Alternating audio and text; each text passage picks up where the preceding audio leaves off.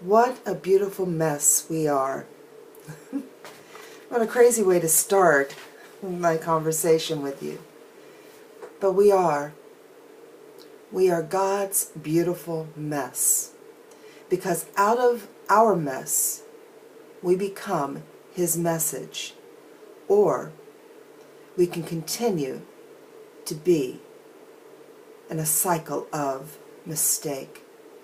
Because that's the lie the enemy would love for us to believe. That our past is enmeshed in a series of mistakes. That we can't escape from it. That we might as well continue to believe that we're worthless, that we're no good, that the list will go on. And I don't have to repeat them to you. But I'm reading a wonderful book. And I want to share that book with you. Because you'll be quite surprised just how we need to approach our mess. Not as a constant reminder of our past mistakes, but we need to approach it as a beautiful, beautiful message. I'm going to read a quote. I don't want to leave you hanging on the cliff, but I'm going to read a quote from that book, and then I'm going to show you that book. Okay?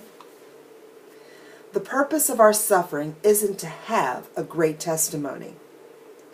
It isn't to point the finger of accusation at ourselves and say we brought on our calamity by our lack of faith. No.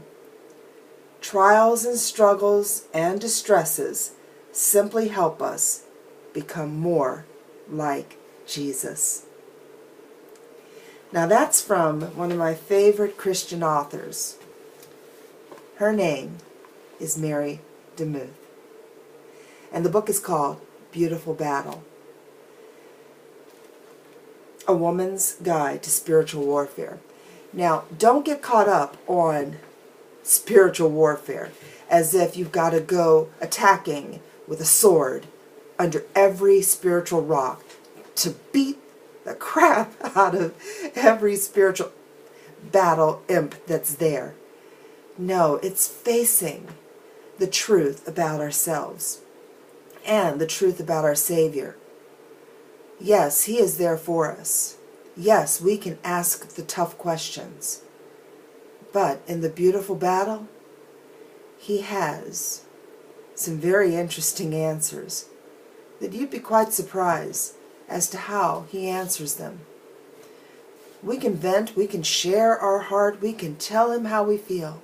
But in the same vein, we've got to be responsible to hear what He has to say. Our God doesn't owe us an explanation. But He showcases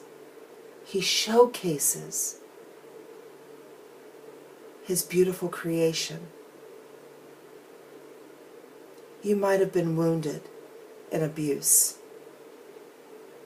You might bear the scars of domestic violence.